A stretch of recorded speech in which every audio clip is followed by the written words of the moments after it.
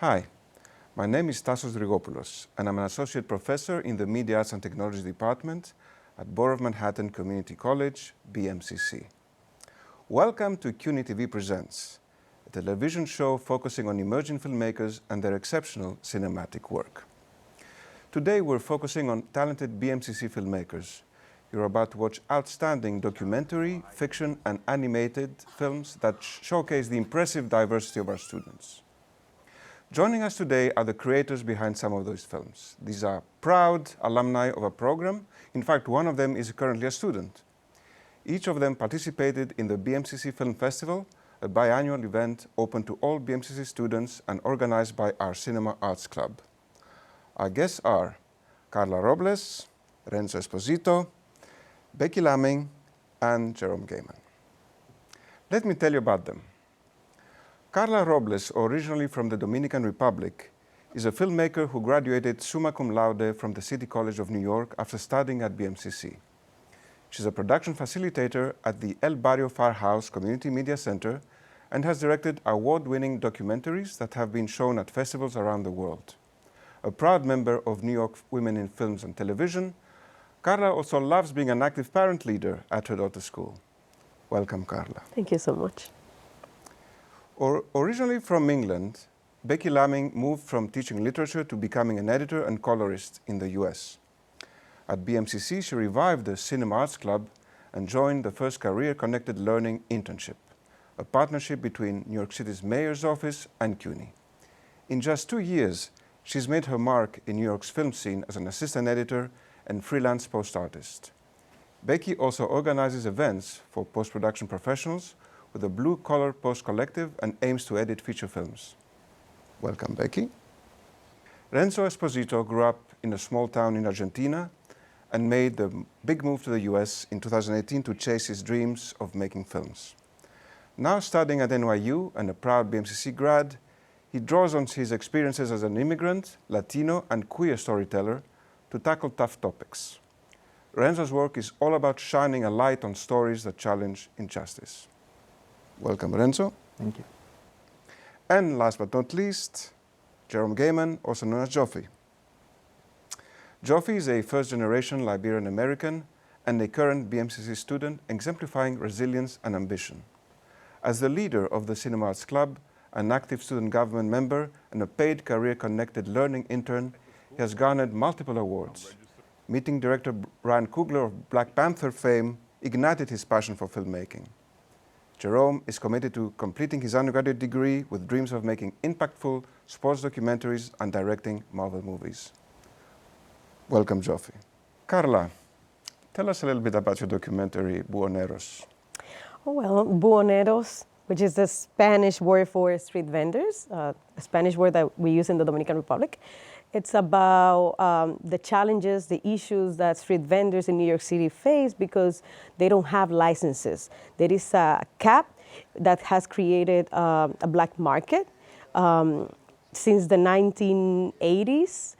And, you know, since then, street vendors, along with other organizations, they have been asking to lift the cap so more people can work with licenses.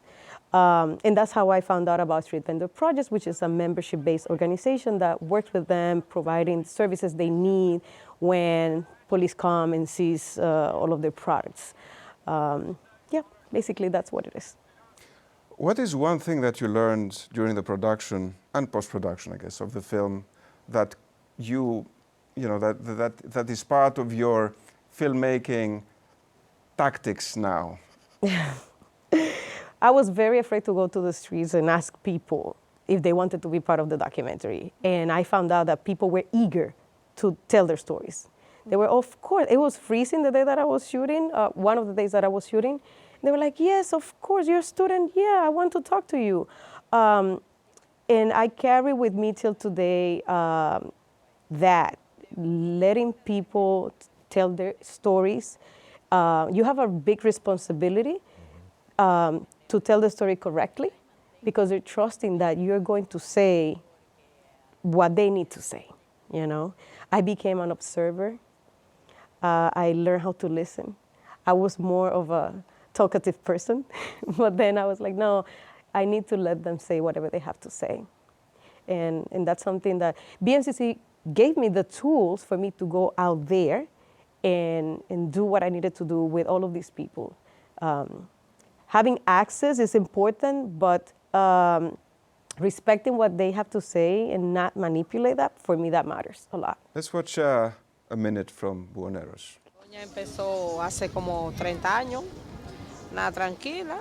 Mami, ya tú sabes, siempre nos echó para adelante a todo, nos trajo a todo y esa es una mujer, mira, 1000 por 1000. Hasta de Europa han venido aquí a buscar. Miami, Europa, de Boston, Connecticut, New Jersey, Pensilvania, Virginia, de todos los sitios. Entre todos la vendemos aquí. ¿No sabes? Ya, ahí está la hermana mía, esa es amiga, yo soy hermana, aquella es la hija. Pues nomás fue la grande que subieron. Siempre estamos de aquí. Sanidad viene a veces, pero si está todo limpio, ellos no molestan. Sanidad, ellos preguntan, pero le di, pero como quiera le pongo los tickets. No sé cuál es el problema. A veces se la botaban a ella. Cuando ella comenzó, se la botaban así en los contenedores, donde quiera. Cuando comenzó, la policía la botaba. No querían que trabajara. Pero ella decía que de eso que ella se mantenía y ella iba a seguir trabajando y seguir. Becky, tell us about your film, made in BMCC, Caitlin Walden Scott. What is it about? Caitlin is one of the interns in CCL that's been mentioned a few times. She was working alongside the team doing all of the graphic design and all of the posters, all of our invites for these amazing corporate events, taking students out of the classroom into spaces where they may work in the future. And CCL is the internship that happened when I complained that there weren't any internships happening on BMCC campus. And this is one of 3 films that we made about her, about different students on the team, to learn more about what makes BMCC students special.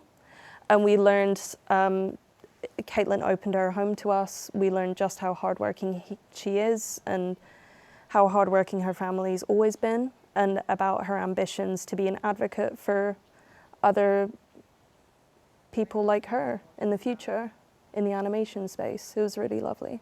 Is there something that surprised you or something that you learned that carries on into your work today as you're making films? I think the collaborative aspect.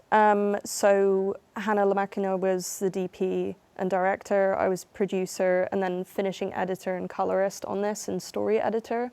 And it was a group effort with our professor, Susan Tratton, as well. And then the promotion that went into it with the film festival. It's been really lovely to have a strong team dynamic and to follow it through from beginning to end. Why don't we watch a minute or so from the film? I didn't take the traditional route of attending college straight out of high school.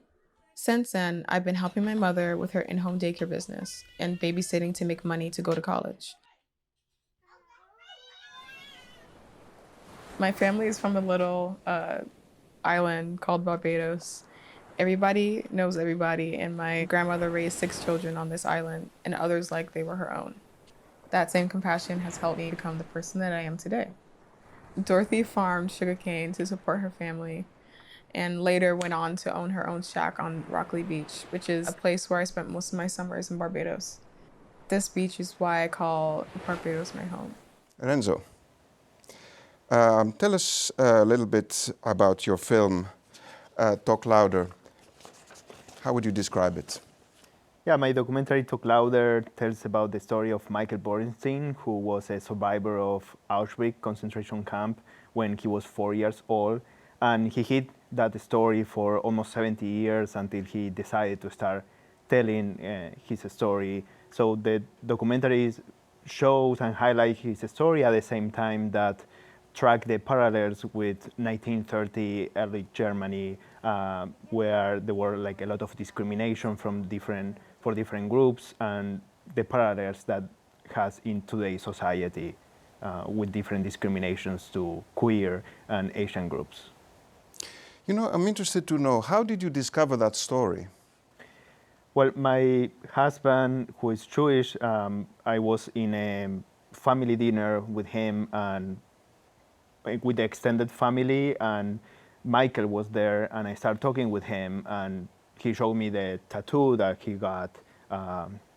Tattoo, I don't know if that's how we will call it, but the number that he received in Auschwitz. So in a way, I was surprised, and I didn't have, well, I couldn't believe it, that not only that he was there, but also that he hid the story and what's going on with the war in Ukraine in that moment. And that was kind of like the inspiration for me to like start showing his story as like the survivor, but also like the importance of telling our own stories and talking louder about our issues. As you were making it, I know that you had a lot of archival material to play with and to use.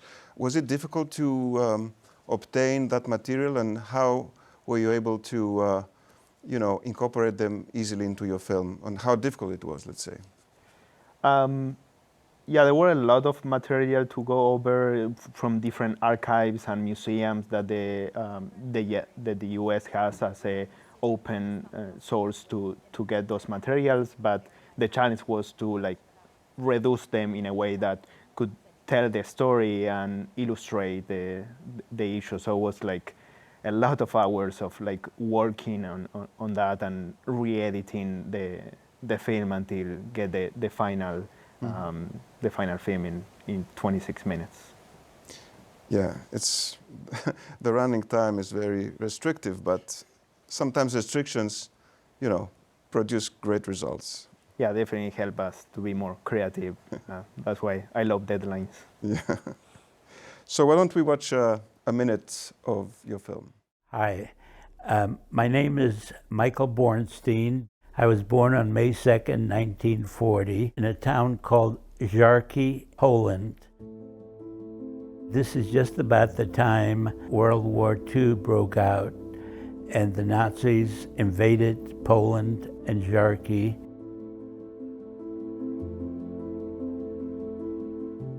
First, I was in a ghetto in our town.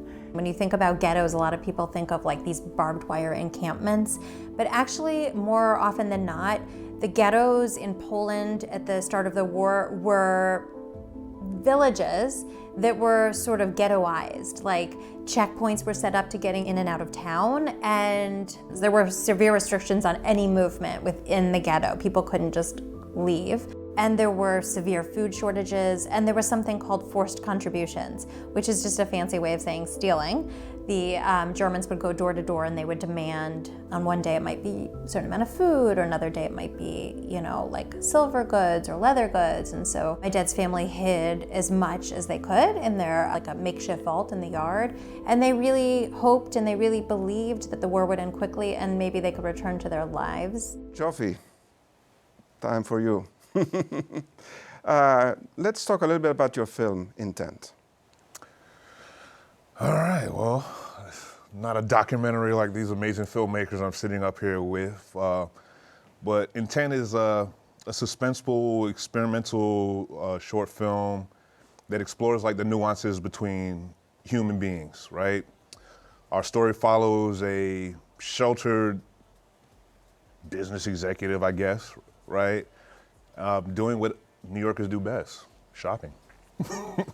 But she quickly learns that not all good deeds are motivated by good intentions. So just a fascinating idea that me and my best friend wanted to explore because, a lot of the things that we do in life are transactional, right?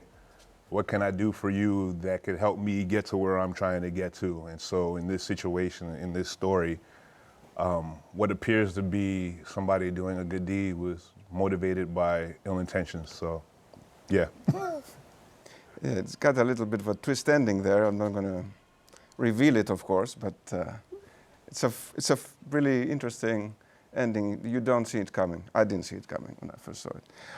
As you were making it, what was the most significant challenge that you faced during the production process, and how did you deal with it? Aside from it being 15 degrees, I learned a lot about collaboration and working in a team, and really just like my first opportunity being on set and seeing an idea that was in my head at one point in time, conceptualized and like being a real life thing, you know, it was a very emotional moment for me in that moment.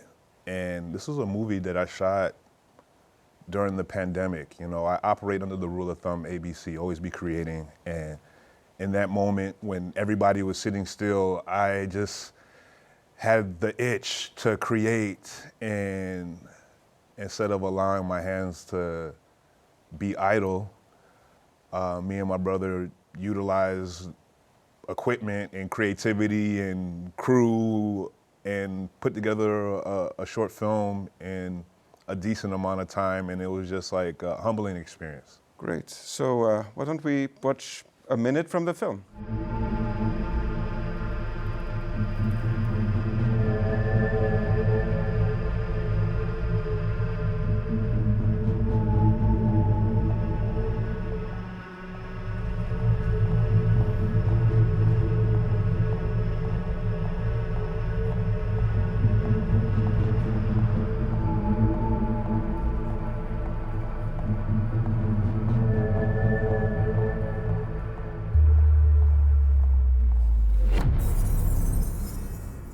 So I have a few questions for all of you. The same question for all four.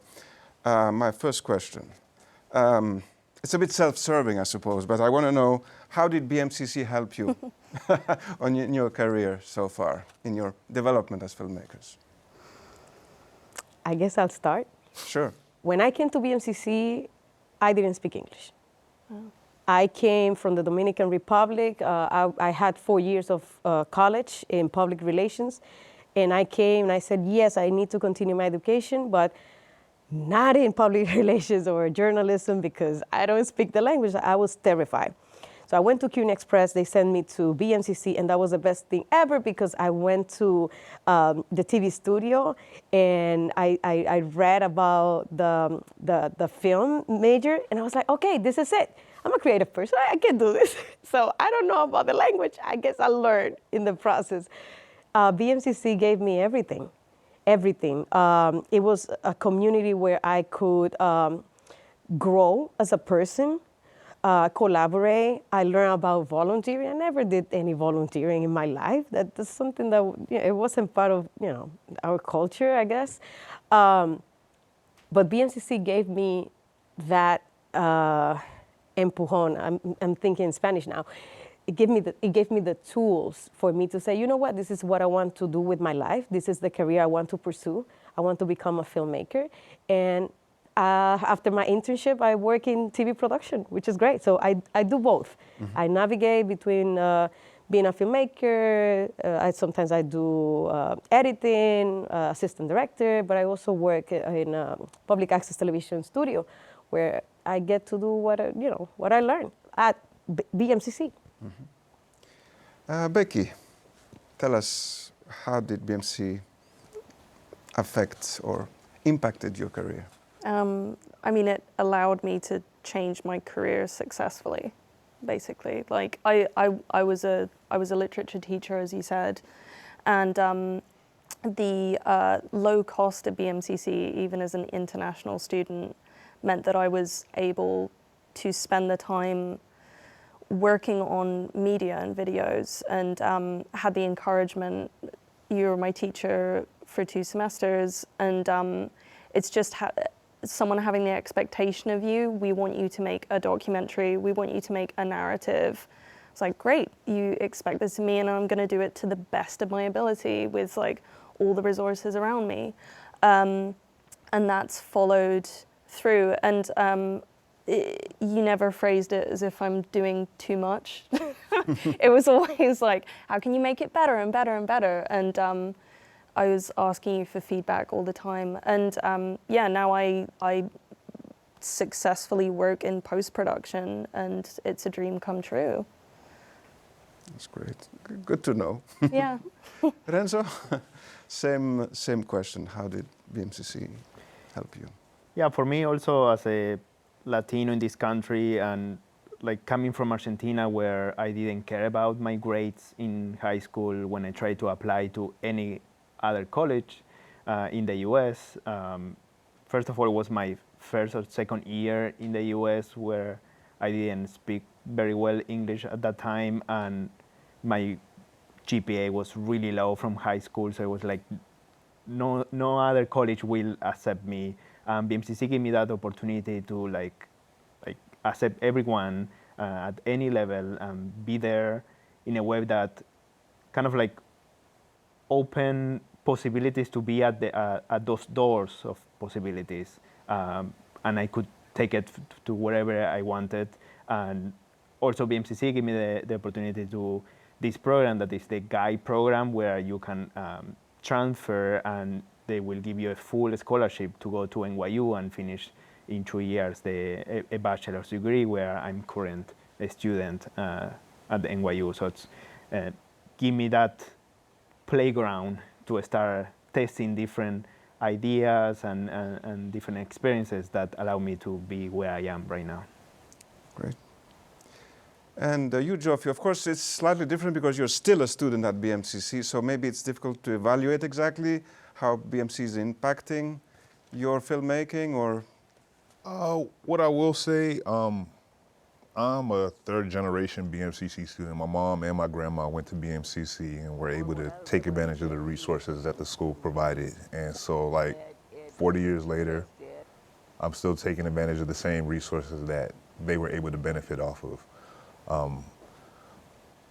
You're one of my professors. You pour into me. I'm the president of the Cinema Arts Club. I met Becky through the Cinema Arts Club, and Becky has provided so many opportunities for me to then be able to be in a position to provide those same opportunities for the next filmmakers coming up. And so probably the most important thing that I would say from my whole BMCC experience is probably community, right?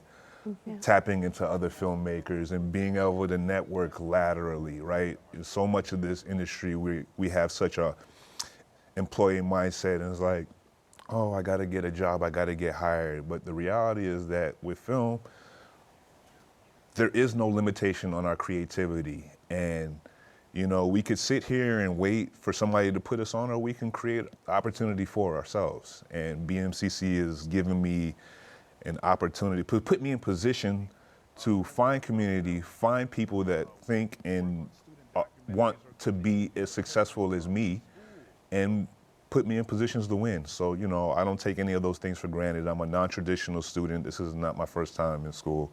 And so, you know, to be here, a straight A student, president of the Cinema Arts Club, surrounded by so many talented people, I'm appreciative and I don't take it for granted. All right, my last question to all of you. What are you all working on now? Can I start with you, Carla? Oh my God.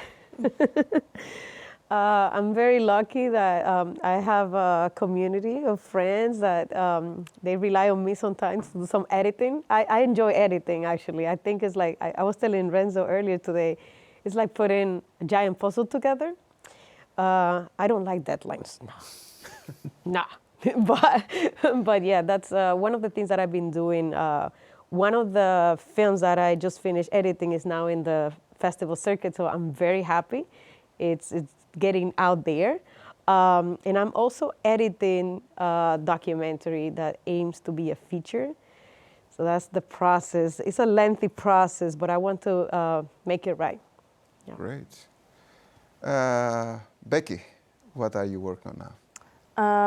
I am leaning into fantasy and comedy, which I want to pursue more.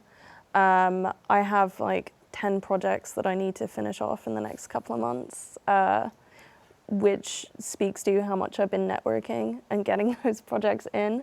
Yeah, it ranges from like a story of 3 friends to like a music video, for instance, or like a comedy short featuring comedians that has like some basic puppetry and lots of fake blood. So I'm excited to kind of put my reel together as kind of an end to this 3 years in New York. Great. Renzo? Well, I'm still studying at NYU. I have like 1.5 semester more. I'm doing different projects also, like writing feature film, psychological thriller, writing also a TV show that possibly we will produce next year, working as a freelance, as DP or camera operator. And on the summer, I went for 10 weeks to record a documentary in Ecuador for the LGBTQ migration crisis, mainly from people coming from Venezuela going into Ecuador. So I spent there doing over 30 interviews that now I start editing and looking for an editor. So maybe we will talk more. Hello. Perfect timing. Yeah, so like pretty busy with different projects, and especially with that documentary now, doing a crowdfunding campaign to be able to raise funds to pay a team for post-production. Great. And you, Jofi? Well, I kind of know your projects because you're in my class. And a few assignments. But beyond the class assignments, do you have maybe something that a long-term project that? Right now, I'm writing a TV pilot show called African in the City. I'm writing a fictional called Last Ride. I am working on a student documentary where I am documenting the president and one of the vice presidents of the university, just showing how people that look like them can come from similar circumstances and still achieve the same kind of success. So yeah, you know, for me, it's essentially, I'm very passionate about telling Black stories authentically and 100% unapologetically, right? It's important for people to look like me to see stories of people that look like them told through an authentic lens. So yeah, so just trying to get into my bag and be as great as these other filmmakers up here, right? Well, sadly, that's all the time we have for today. A huge thank you to our amazing guests, Carla Robles, Becky Lamming, Renzo Esposito, Jofi, for sharing their journeys with us and their insights with all of us. And I hope that you've enjoyed today's conversation as much as I did. And be sure to spread the word and support the outstanding talent from BMCC. These filmmakers are shaping the future of cinema. Now sit back, relax, and enjoy the show. And thank you all for watching.